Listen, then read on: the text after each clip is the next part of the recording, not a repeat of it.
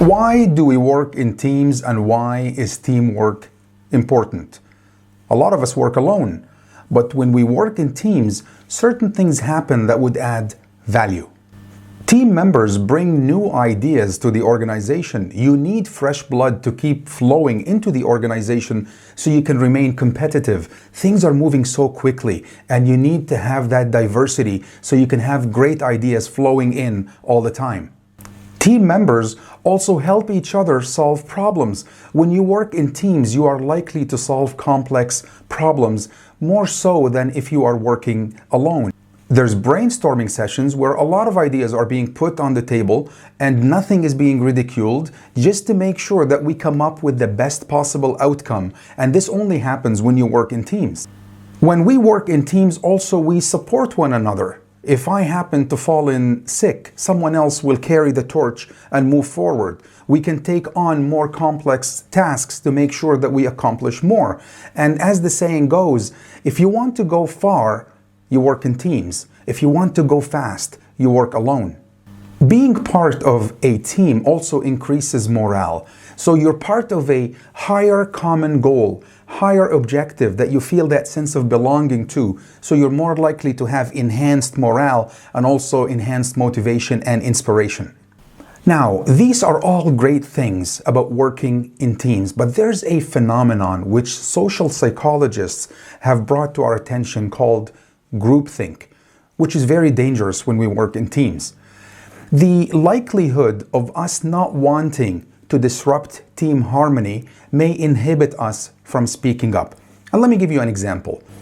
If you're working as part of a team and the boss comes in and there's a discussion on a specific idea and he says, by the way, it seems that this is the best option for all of us. Everyone who agrees says aye. And everyone says aye. Now you deep inside know that this is not the best option. You realize that there's something that you want to share, but you feel hesitant to share because you don't want to disrupt the team or disrupt the harmony or the conformity that's taking place, so you don't speak up. This is what groupthink is all about. So is it good? Of course not. Groupthink is dangerous because it gives the impression, if someone is looking from the outside, that the team members are reaching consensus. But deep on the inside, there's different opinions which are not being surfaced. They're not being utilized. As we mentioned at the beginning, the whole purpose of working together is to have the diversity of experiences and diversity of thoughts. But that's not surfacing at this stage, which defeats the whole purpose of working in groups and teamwork. Clearly, this is not the end of the world. As there is groupthink, there are also strategies that we can put in place to make sure that we bypass this phenomenon or actually work against it happening. One of the things that we can do is to recruit diverse team members, people with different backgrounds, experiences, and passions, because if you hire like-minded people, you are likely to have similar ideas and thoughts. But if you hire diverse group members, then you are likely to have different perspectives on the matter. Also, as the boss, you need to refrain from stating your opinion at the outset. You need to remain impartial. Why? Because people are likely to agree with you. So if you state your opinion, they are likely to say, yes, the boss is correct. But if you refrain from doing so, you allow for a healthy discussion and for people to state their opinions and ideas without any bias. You can also encourage conflict and debate. It's okay to have conflicting ideas. This is why we are here. We can have that discussion. And when people know that this is encouraged, they are likely to listen what the other team members are saying. So if they have a specific belief, they would not hesitate to change their mind if something is said that's convincing to them. So it's very healthy if you foster an environment in which debate and conflict, respectfully, obviously, and constructive criticism is actually encouraged.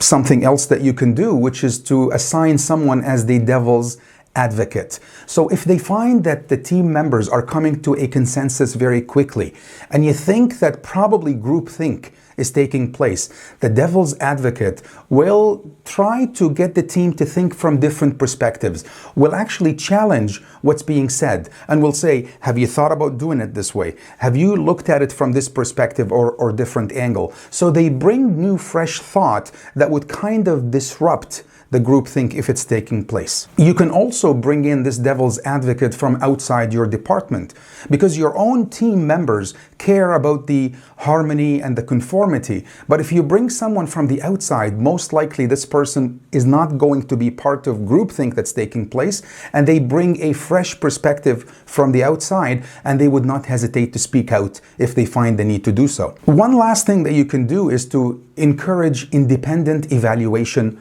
before the meeting. So if you send in the meeting request and you state an agenda and you mention that you're interested to listen to what people have to say, at least you're giving people with different personalities the chance to think independently about the matter.